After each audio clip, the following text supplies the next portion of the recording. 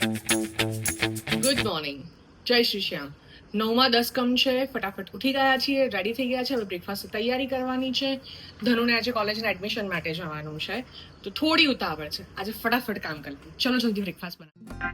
ફટાફટ કિચનમાં આવીને એક બાજુ ચા મૂકી દીધી છે, એક બાજુ હું મમરા વઘારી રહી છું. ફટાફટ બધાને નાસ્તો કરીને પોતપોતાના કામે જવાનું છે.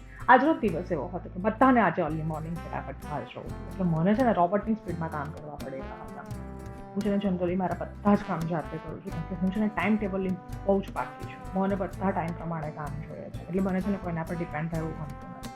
હું બને ત્યાં સુધી મારા બધા કામ જાતે જ કરું છું. ખાલી હું કચરા પોતું મેં સાથે કરાવું છું, જેથી મને ક્યારેક ઇમરજન્સીમાં જરૂર હોય ને તો ઇઝીલી મારા ઘરમાં મેં હોય તો મારા બાકીના કામ પણ અટકે નહીં. આજે મમ્મીએ બીજું મિશન લઈ લીધું છે કે એમને એમના રૂમનું આ સાઈડ કોર્નરનું સેટઅપ કરવું છે, તો હવે એ કરી રહ્યા છે.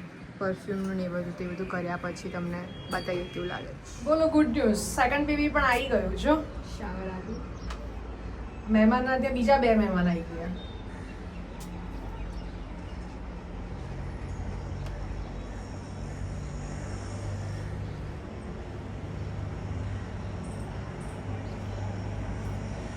કેટલા ક્યુટ લાગે છે. બધું સેટઅપ થઈ ગયું છે, સાફ સફાઈ એક્સ્ટ્રા બધી પતી ગઈ છે. Perfume rack, hair cares, skin cares, મતલબ આઈ મીન બોડી કેર.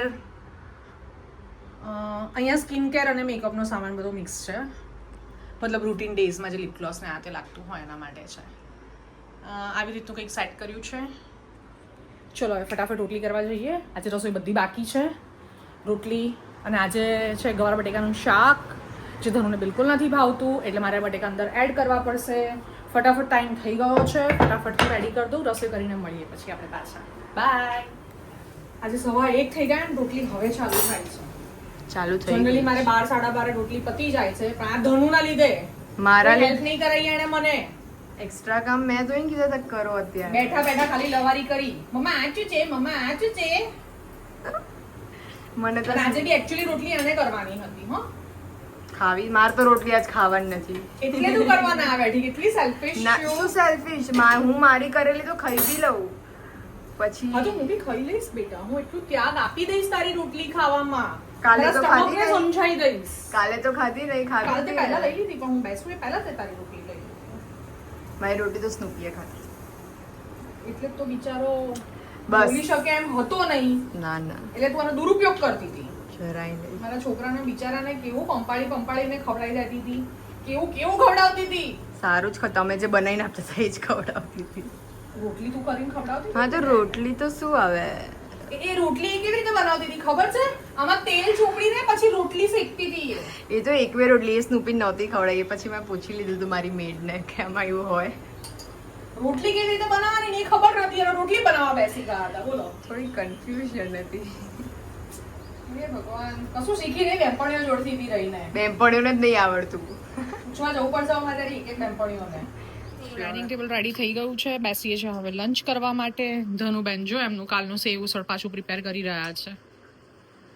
એનું સેવ ઉસળ એટલું ફેવરિટ છે ને કે મારે 1-2 દિવસનું એક્સ્ટ્રા બનાવવું જ પડે, એટલે એને 1-1.5 દિવસ સુધી એક્સ્ટ્રા ચાલે. એમ બી ગવાનું શાક છે એટલે એનું નોન ફેવરિટ શાક છે, એટલે આજે હા એટલીસ્ટ બટેકાની કેલરીથી હું બચી ગઈ. એટલે આજે હું ગવારને એન્જોય કરીશ ને ધનુ ફરીથી એના સેવ ઉસળના લંચને એન્જોય કરશે. ચલો તો હવે મળીએ પાછા. આપણે ધનુબેન કહી દો બાય બાય, લંચ કરીને મળીએ. આજના સમયમાં હું કોઈને કહું છું ને કે હું મારા ઘરના કામ બધા જાતે કરું છું, એટલે મને પહેલો સવાલ આવે, હે સાચે?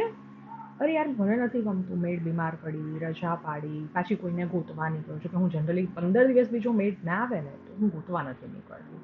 હું મારા કામ જાતે જ કરી લઉં છું. તમે શોધવા નીકળો ને એટલી વારમાં તમારા ઘરના કામથી ચાલે. શરીર ચાલે, મગજ ચાલે, એનર્જેટિક રહો ને એ અલગથી છે. ક્યારેક કરો ને એટલે શરીર થાકે, રોજ કરો ને તો શરીર ન થાકે. જો હજુ પણ હું આ બધું પતાવીને બીજા કામ નેલ વર્ક લીધું છે, મમ્મી નેલ ટિપ્સ કરે છે. આ ઇન્ફો છે જે એમને જ કર્યા છે. અત્યારે મમ્મી શેપ આપી સ્ક્વેર નેલ હતો, એનો રાઉન્ડ શેપ આપું છું. ટિપ્સનો ડબ્બો આવ્યો. કેફિન શેપ હતો, કેફિન શેપ.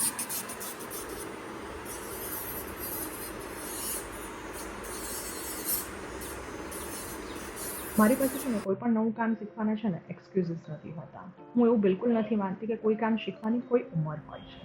આ પણ 2 વર્ષ પહેલાં જ હું શીખી હતી, જે આજે મને બહુ કામ આવી રહ્યું છે. શીખેલું ક્યાંય નથી જતું. સિંગલ કોટ કરી દીધો છે. હવે એલઈડી નીચે મૂકીને સિંગલ કોટને પહેલાં ડ્રાય કરીશું, પછી જરૂર લાગશે તો સેકન્ડ કોટ આપણે મારીશું અને પછી આગળ આર્ટ કરીશું.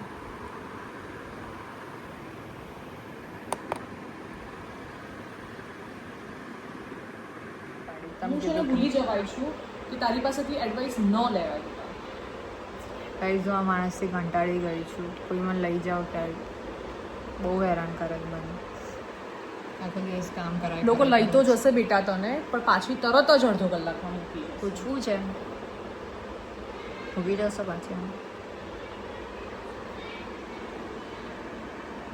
કોઈનાથી સહન થાય એવી નથી સિવાય હું. ખોટી વાત છે, વહેમ છે બધો. એ તારો ભાઈ છે. તને ચાલશે ને માર વગર જા. હા ચાલશે ને. મને દેખાય કે સાઈડ પૂછ્યું કોઈએ કંઈ તમને? હવે આપણે સેકન્ડ કોટ મારવાનું ચાલુ કરી દીધું છે. લગાવવાનું સેકન્ડ કોટ લગાવું છું. મને થોડુંક બેઝ ક્લિયર લાગતો હતો એટલા માટે. બચાવો મને હમણાંથી. કોઈ બચાવ બહુ હેરાન કરે જ મને. ચાઇલ્ડ લેબર હવે તો એવી ના લાગે, 18ની થઈ ગઈ તો ડરે છે. જો તમારા લોકોથી ડરે છે. હવે ડાઈ બનશે. હવે ડાઈમાં જોયું? હા હવે ડાઈ બનશે. ફોન કેમેરામાં ફ્લિપ થઈ જાય છે. ના ના આપણે તો જે રિયલ છીએ રિયલ છે. હા છે. આવશે દોડાઈએ આવશે ને ઘણું બધું આવશે. તો રિયલ છો તો પછી હું કેમ નથી કહેતા જનતાને કે હું કામ કરું છું ઘરમાં? જનતાને હું કહું જ છું તો હું કામ કરે છે. નથી જનતાને મેં રોટલી કરતા. પણ બતાવી હતી કે તું રોટલી કરતી. એક રોટલી બતાવી, બીજું કેટલું બધું કામ કરું છું. ત્યાં તમે એક બ્લોગમાં મને ખબર છે તમે એવું બોલ્યા હતા કે કશું કામ નથી કરતી, બસ ખાલી ઊભી રહે છે. મને એ દુઃખ જનતા જોવે લાગ્યું. જ છે.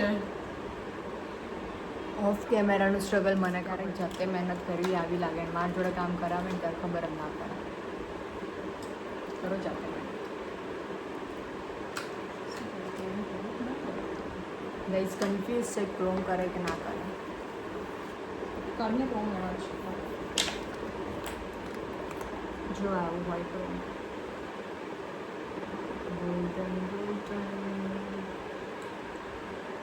લાખો પૈસા.